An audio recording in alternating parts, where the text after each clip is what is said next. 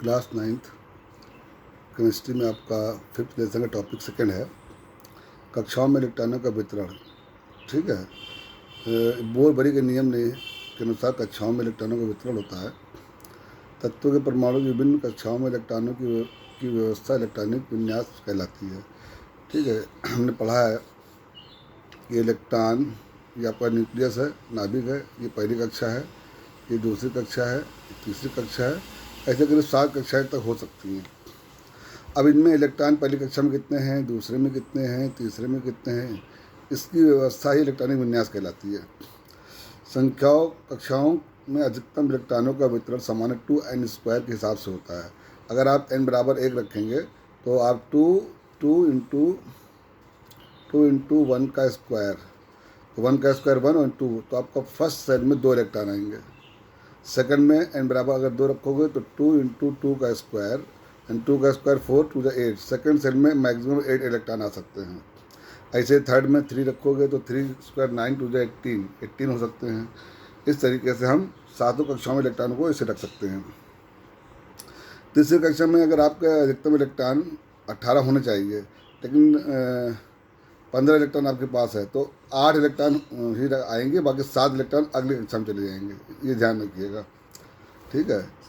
किसी परमाणु में वायतम कोश को संयोजी कोश कहते हैं। लास्ट सेल में जो होता है, लास्ट कोश होता है, जैसे मान लो लास्ट सेल में केवल 1 इलेक्ट्रॉन है, हम पूछेंगे इसके संयोजी कोश में कितने इलेक्ट्रॉन है, तो आखिरी कक्षा में इतने इलेक्ट्रॉन है, उसी को हम संयोजी कोश में इलेक्ट्रॉन कहते हैं। तो आखिरी कक्षा को हम संयोजी कोश कहते हैं। पहली कक्षा को K कोश, दूसरी को L कोश, तीसरी को M, चौथी को N। आपसे पूछेगा कि कौन सी कक्षा सबसे दूर है, K L M N में, तो N सबसे दूर है, K सबसे करीब है। ऐसे कर सकते हो आप। अब यहाँ पर हेडिंग डालेंगे परमाणु क्रमांक। किसी तत्व के परमाणु में उपस्थित प्रोटॉन परमाणु संख्या, इलेक्ट्रॉनों की संख्या को उस तत्व का परमाणु क्रमांक कहते हैं। यानी जितने प्रोटॉन होते हैं उतने इलेक्ट्रॉन होंगे तत्व में, इसी को हम परमाणु क्रमांक कहते हैं। और तत्वों के जो रासायनिक गुण होते हैं, केमिकल प्रॉपर्टी जो होती है, वो परमाणु क्रमांक पर ही डिपेंड करती है। क्यों? क्योंकि परमाणु क्रमांक इलेक्ट्रॉनों को शो करते हैं और इलेक्ट्रॉनों से ही तत्वों के इलेक्ट्रॉनिक विन्यास सेटअप होते हैं। इलेक्ट्रॉनिक विन्यास से ही केमिकल प्रॉपर्टी शो होती है कि वो कितने इलेक्ट्रॉन को निकाल सकता है, कितने ले सकता है, कितने शेयर कर सकता है। अभी फार्मूला आता है तत्व का परमाणु क्रमांक बराबर इलेक्ट्रॉनों की संख्या इज इक्वल टू प्रोटॉनों की संख्या। अगर आपको इलेक्ट्रॉनों की संख्या मालूम है, आपसे पूछे प्रोटॉन की संख्या क्या होगी, तो आप नहीं बता दोगे, या आपसे पूछा है परमाणु क्रमांक कितना, बता दोगे। ठीक है। अब आ जाइए परमाणु भार, इसी को हम द्रव्यमान अंक की द्रव्यमान संख्या कहते हैं। किसी तत्व के परमाणु क्रमांक और न्यूट्रॉनों की संख्या के योग को परमाणु भार कहते हैं। परमाणु तत्वों से ये ज्ञात होता है कि कौन सा तत्व, परमाणु भार से ज्ञात होता है कौन सा तत्व हल्का, कौन सा भारी है। हाइड्रोजन का परमाणु भार 1 है, सोडियम का परमाणु भार 23 है, तो इससे साफ जाहिर होता है कि सोडियम भारी है और हाइड्रोजन हल्का है।